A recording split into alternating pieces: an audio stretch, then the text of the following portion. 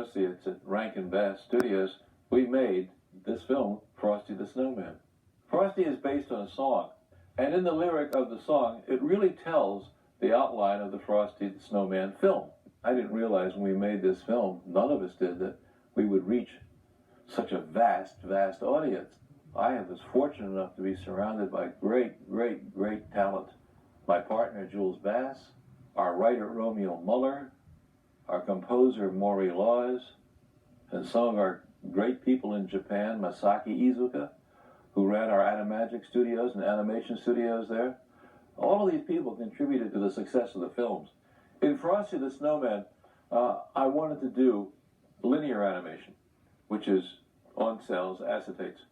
Background painted, characters move by moving one frame at a time on an acetate. I suppose it all started with the snow. You see, it was a very special kind of snow. A snow that made the happy... But I didn't want it to look like Disney animation, which at that time was the acceptable form of all animation. I wanted to look like a Christmas card. I wanted to picture the story to evolve as Christmas card drawings. The designer of the characters in Frosty the Snowman is Paul Coker, whose background had been in designing Christmas cards. So combining Paul's talent with an animation process, we achieved the look that we have in Frosty the Snowman, which I think is a Christmas look.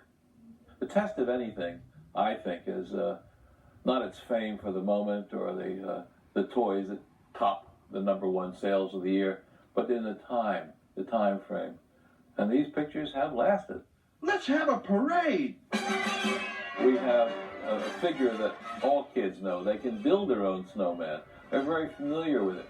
But a snowman who comes to life and can sing and play and dance with them, and then they can save his life at the end, that's very appealing to a family audience.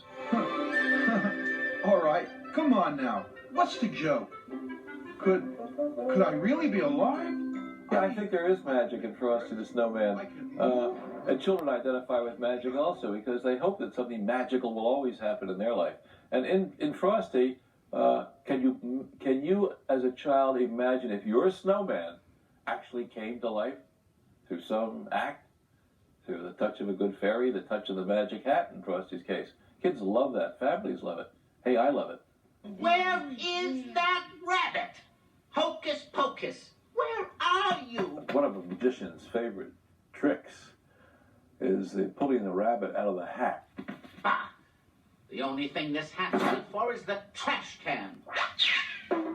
In this case, this rabbit is not too happy to be associated with this particular magician because he's a bad guy.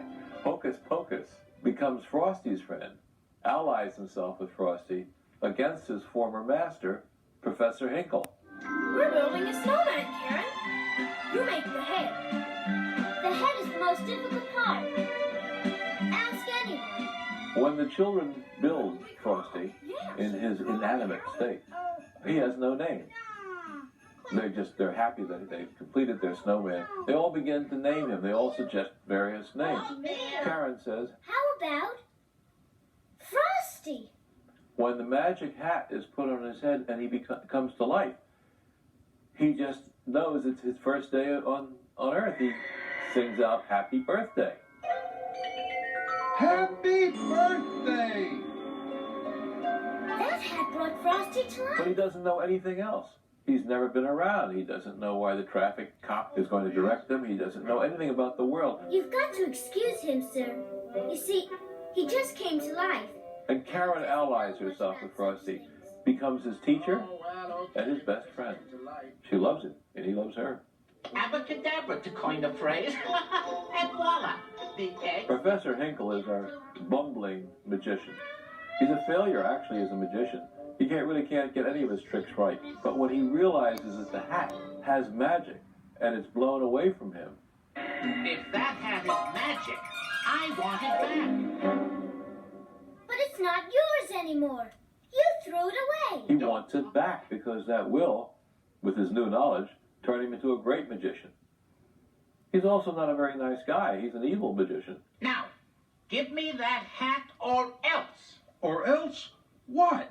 Oh, well, don't bother me with details. Give me that hat. Get on my shoulders, Karen. Unfortunately, Frosty comes back into more temperate climates, and as all snowmen will, at the end of the season, Frosty melts and becomes a puddle of water.